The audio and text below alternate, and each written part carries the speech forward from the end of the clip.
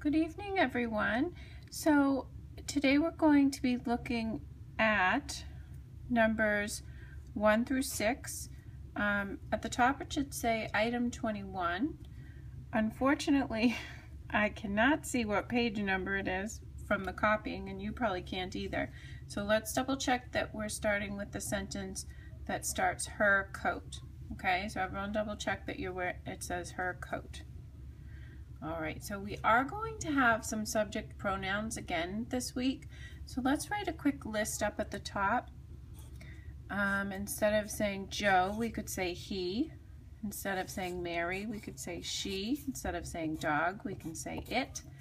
Instead of saying Joe and Mary, we can say they. And instead of saying Lucy and I, we can say we. I think that's a good list to have for today, okay?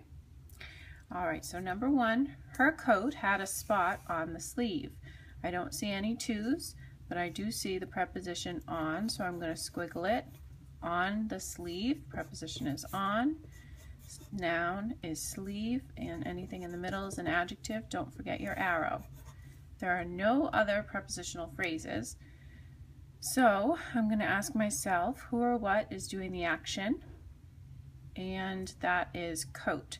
So I underline coat once, and I write S-U-B-J above it, and the word before the subject is an adjective, her. It's describing whose coat it is.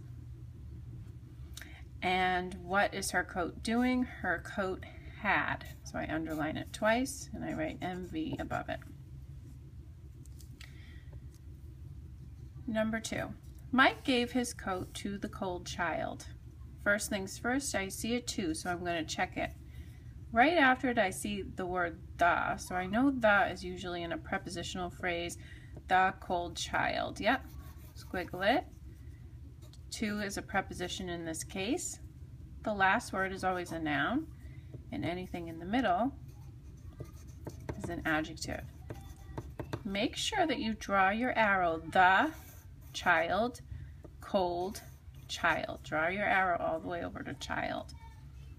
Mike gave his coat. I don't see any other prepositional phrases, so I'm going to ask myself who or what is doing the action, and that is Mike. That's my subject. What did Mike do? Mike gave. That's my main verb. All right, number 3. Ellen drove her car to his house at noon. All right, so here I see a 2, so I'm going to check it.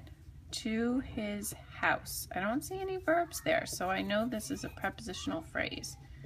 Put my P, my N. His is describing the house. And when did he do it? At noon. There's another prepositional phrase. Who or what is doing the action? That is Ellen. That's my subject. What is Ellen doing? Ellen drove. That's my main verb. Okay, I'm going to do something a little crazy tonight, and that is I'm going to skip number 4 and I'm going to hop over to number 5 because there's a new word in number 5 that is super important. We did see it last time, but I definitely want to address it this time. So everyone hop over to number 5 and circle it. That's how I know you did your homework. He filled his plate with crackers and cheese. All right, I do see a prepositional phrase with crackers, but now I see a new word, and. When I see that word and, that means that there's going to be 2 of something. I'm going to tell you right now, you're going to keep on squiggling it, okay?